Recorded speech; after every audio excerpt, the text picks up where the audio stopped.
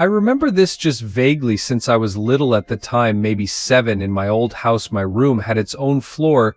It wasn't even supposed to be a bedroom, it was more of an attachment to the attic or a closet type room. The people that owned the house before us used it as a playroom for their daughters. My room also had a huge closet door that was attached to the attic. The closet was elevated up so that you would have to climb a set of wooden stairs to get into it.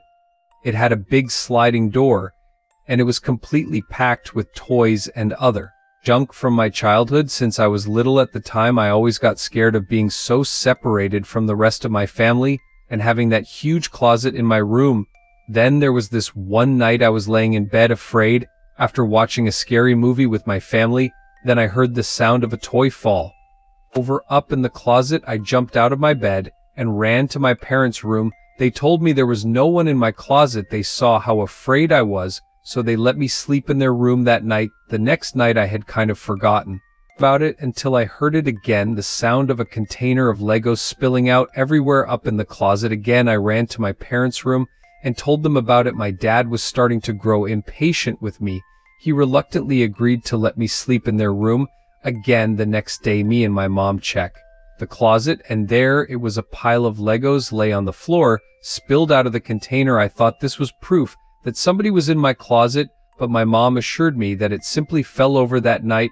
My dad locked his door. He said he was tired of my nonsense. I couldn't sleep that night. I lay there completely silent with my young boy imagination running, waiting for another sound to come from the closet.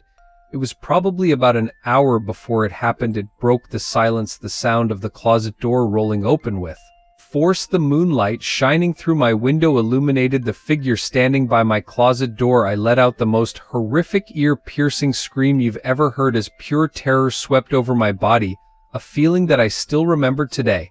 The figure jumped down from the closet and ran out of my room and out the front door of my house. My mom ran up to my room in shock as my dad ran downstairs trying to catch whoever it was, but he never did. The police never caught the man. When I was in 8th grade, I went on a school trip that was called the Louisiana Tour. It was mostly going around to significant sites in South Louisiana. One of the places we went to was Myrtle's Plantation, which is considered to be one of the most haunted places in the country. There are all kinds of stories about the place, but at one point we were standing in a room as a part of a larger group, and the tour guide was talking about something. I don't remember what.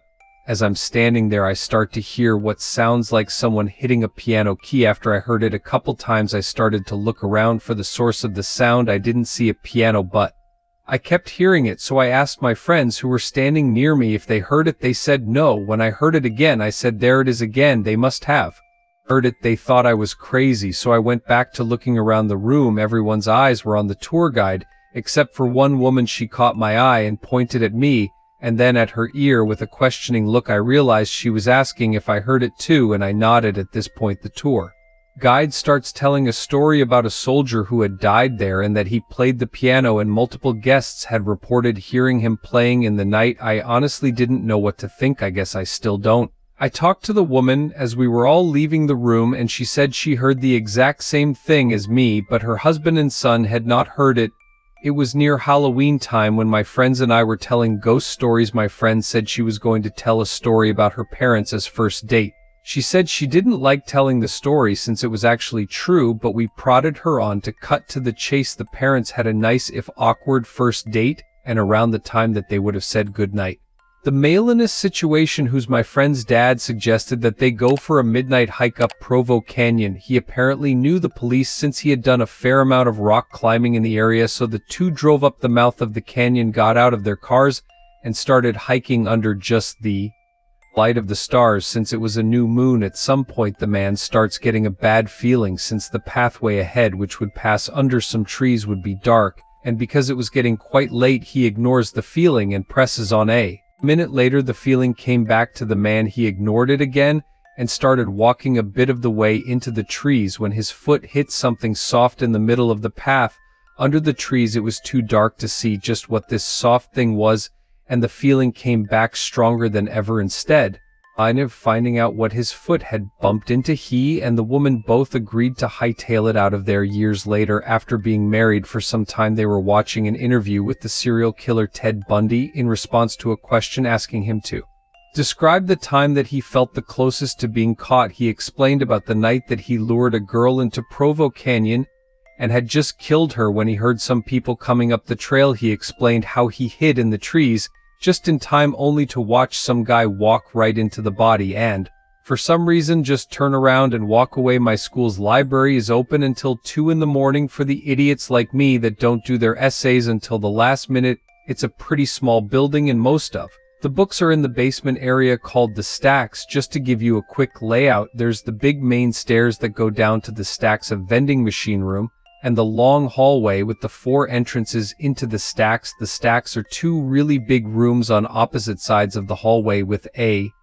huge amount of bookshelves and study desks lining the walls. I was there around 11 p.m. last year. It was a pretty research-intensive essay, so I was down in the stacks working in one of the study desks, so I didn't have to keep going upstairs and downstairs again. I had been there for maybe 2 hours, and everyone except for a boy working a few desks down for me had already left. I was pretty zoned out by this point. It was an 8 a.m. class, so I didn't have much time until it was due, and I was sort of panicking, so it really pissed me off when I heard someone flipping through book pages really fast to make them do that loud whipping noise at the other end of the room. I sort of ignored it for a while, thinking they'd go away eventually, but they just kept doing it. After about 5 minutes, I got sick of it and started to walk over to tell them to knock it off. I get about 3 steps across the room and it just stops. I sat back down and it was quiet again, only for like 10 minutes before the flipping pages noise started again, only loads louder, like they grabbed a huge book.